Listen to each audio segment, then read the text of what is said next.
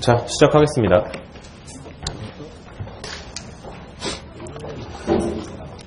내일은 선거 있는 날이고, 저는 사전 선거를 안 해서요. 내일 선거를 할 거고요. 그리고 내일 수업도 있어가지고요. 학교에서 화요일 학부 수업 하는 게 있는데, 화요일 수업은 그 휴강하지 마라. 보강을 꼭 해라 그러더라고요. 왜요? 그때 6월 6일도 화요일이에요. 2번을 쉬면 안 된다고 학교에서 지침을 내려줬어요. 그래서 강의하라고. 적당히 보강 날짜를 잡아야 되는데 학생들한테 보강 날짜 언제 할까? 그때 차라리 수업하죠. 뭐 이런 분위기여가지고요. 이제 수업을 해야 되고.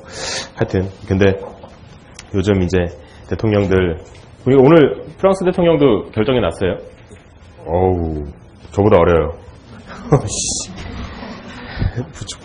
부러운 건 아니고요. 저는 뭐 그런 거 별로 부러워하지는 않습니다. 예, 그래서 근데 거기가 약간 이제 대통령 되신 분 이번에는 친기업적인 성향이 좀 강하죠. 그래서 뭐 어떤 분들은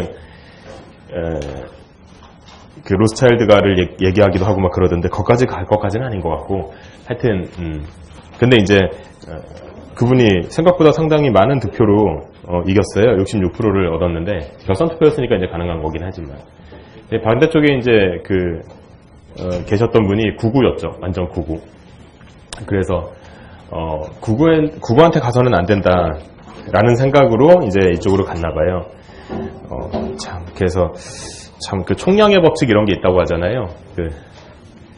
이쪽이 노무현이면 저쪽이 부시, 이쪽이 이제 바뀌게 될 텐데 그러면 저쪽은 트럼프, 뭐 이런 식으로 총량의 법칙이 있대요. 왼쪽 오른쪽 총량의 법칙 이런 것처럼 프랑스도 이제 약간 그렇게 되는 것 같아요. 그러니까 이제 트럼프가 워낙에 오른쪽에 가깝다 보니까 그래서 이제 다른 나라는 왼쪽까지는 라고 말하기는 좀 뭐하지만 하여튼 그렇게 하는 분위기가 아닌가 하는 되게 그런 생각이 드네요. 하여튼 이제 우리가 다음 시간에 만날 때는 대통령이 바뀌었을 테고, 그렇다고 새 나라가 되는 것 같지는 아닌 것 같고, 어차피 민중들은 다 우리 똑같은 민중들이었으니까 우리 민중들은 원래 똑똑합니다.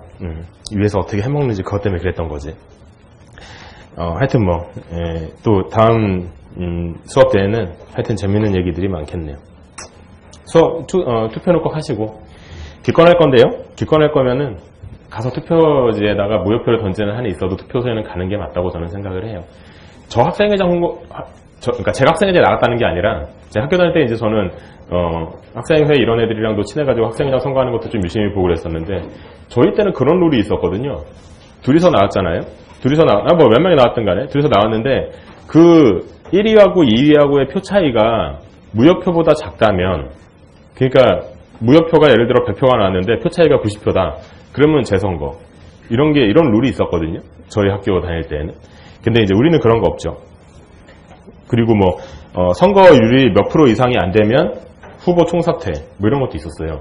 그러니까 선거율 자체가 너무 떨어지면 너네들 후보들 자체에 대한 자격이 없다고 보는 거니까 후보 총사퇴 뭐 이런 룰도 있었는데, 그런 걸 본 적은 없지만, 이제 지금 선거에서는 그런 게 없긴 하지만요. 하여튼 그래도 투표율이 높은 게 아무래도 좋겠죠. 투표하시고 저도 내일 할 겁니다. 제 동생은 이제 캐나다에 있는데 멀리 가서 투표하고 왔다 그러더라고요. 자꾸 뭐 장하다 뭐 이렇게 얘기까지는 안 하고요. 동생한테 그런 얘기하는 사람 아니어가지고. 하여튼 근데 가족은 떨어져 있을 때가 제일 좋은 것 같습니다. 왜냐면 지난 토요일에 집에 좀 갔다 왔거든요. 부모님 만나뵈러. 오늘 어버이날인데 오늘 갈 수 없으니까 갔다 왔는데 또 자꾸 선거 얘기를 하려고 그러더라고요. 아버지가 슬쩍슬쩍 꺼내려고 그러더라고요. 뭐 이렇게 내가 봤는데 이 중에서는 내가 제일 나은 것 같아 이렇게 얘기하시더라고요. 그래갖고 네, 저는 그 사람이 제일 안 좋은 것 같아요. 그렇게 얘기하고. 근데 이제 싸울 뻔하다가 결론은 그렇게 냈어요. 싸울 뻔하다 결론은 어쨌든 간에 누군가 이기긴 이길 건데, 누가 이기고 났을 때 찌질하게 내가 뽑은 대통령 아니다 이딴 거 좀 그만하자고. 이제는 20년 동안 그런 거 해오지 않았냐고. 그러니까 그런 거 그만하고 이제 누가 뽑은 대통령이 됐던 간에 이제는 좀 통합으로 가자 뭐 이렇게 얘기하면서 깔끔하게 마무리 지었습니다. 그렇게 갑시다. 우리도 1번부터 봅시다. 논리적으로 동등한 것. 명제인데요. 오늘 명제는 대충 순서가 이렇게 돼 있어요. 오늘 이 25문제 순서는 대충 이렇게 잡았어요. 기본적인 명제, 그 다음에 조건 명제. 조건 명제 중에서 약간의 테마. 그래서 제가 수업 시간에 강조했던 첫 번째 테마인 P 1대만 Q이다. 두 번째 테마인 조건 명제의 분리.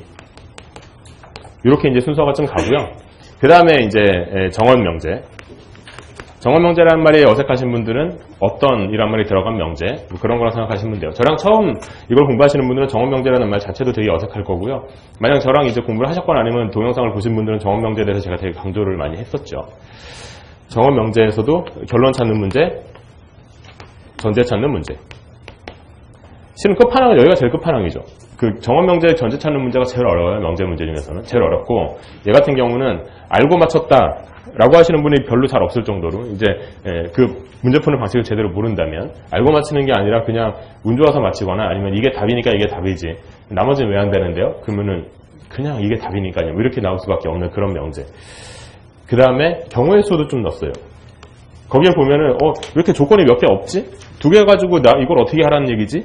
이런 거 있었잖아요. 경우의 수 문제를 3개 정도 넣었는데 그것도 결론을 찾는 경우의 수, 전제를 찾는 경우의 수 문제를 이렇게 해서 이거 하나 이거 2개 정도 넣었던 걸로 기억하고 그 다음에 오류 문제. 중간에 귀납적 추론 하나 이렇게 넣었어요. 뭐 이 정도로 이제 구성을 좀 해봤어요. 그러니까 이게 어떤 논리학적인 소재를 이용한 문제들 중에서 저희가 이제 연습했던 문제들이고요. 이번에도 이렇게 그렇게 좀 담아봤고요. 자, 그럼 이제 얘기를 계속 진행해 봅시다. 처음에 이제 기본 명제에 관한 얘기는 뭐 첫 번째 명제 정도를 얘기하는 건데 이게요. 이제 기본 명제에서도 아주 기본적인 기본 명제는 좀 빼고 조건 명제에 관한 얘기 중에서 아주 기본적인 내용들을 좀 적어놨는데 이런 게 좀 있죠. 명제 문제가 좀 이래요. 명제 문제가 있을 때 뭐 이렇게 박스가 있어가지고 뭐 들어있고 1, 2, 3, 4, 5 이렇게 있는데 문제가 항상 제가 좀 강조하는 건 물론 이게 이제 나중에 많이 익숙해지고 그다음에 문제 푸는 거가 이제 경험이 많이 쌓이고 그렇게 되면은 괜찮겠지만 그 전에는 각각 하나하나가 왜 맞는지 왜 틀린지에 대한 거를 좀 정확히 알고 넘어갈 필요가 있거든요. 근데 우리가 보통 문제를 풀 때는 보통 이렇게 문제를 푸는 게 일반적으로 많이 연습이 돼 있어요. 명제 문제가 나온다. 여기에 이렇게 뭔가 조건들이 있다. 그랬을 때 여기서 묻는 무게에 뭐가 있잖아요. 뭐 동등한 걸 묻는다든지 결론을 묻는다든지. 그랬을 때 여기에 묻는 거에 대한 결론을 여기서 먼저 생각을 좀 해요. 그 다음에 이 결론을 가지고 1, 2, 3, 4번 중에 결론이 어딨지? 내가 찾아낸 결론이 어딨지? 이렇게 사고가 진행이 되면 명제 문제는 좀 놓치게 되는 경우가 많아요. 좀 버벅거리거나 덜거럭거리거나. 왜냐하면 여기 있는 문제 질문에 대한 것 중에서 여기는 주어져 있는 보기에서 그러니까 혹은 제시문에서 여기에 묻는 것과 일치되는 결론 여기에서 묻는 것에 대한 딱 맞는 결론이 하나만 나오리란 보장은 없거든요.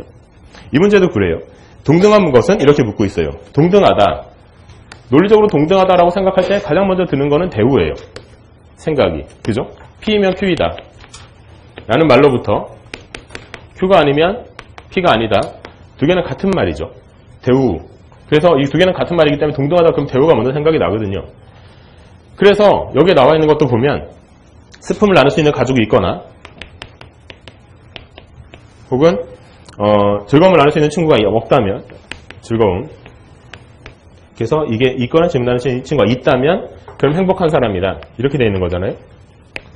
그래서 이걸 보면서 그래 이거랑 동등한 걸 찾으니까 대우를 생각해보자. 대우는 행복하지 않으면 슬픔 아니다. 그리고 즐거움 아니다. 이렇게 바뀌겠죠. 이제 드모르간의 법칙에서 5의 부정은 AND니까 AND 즐거움 아니다.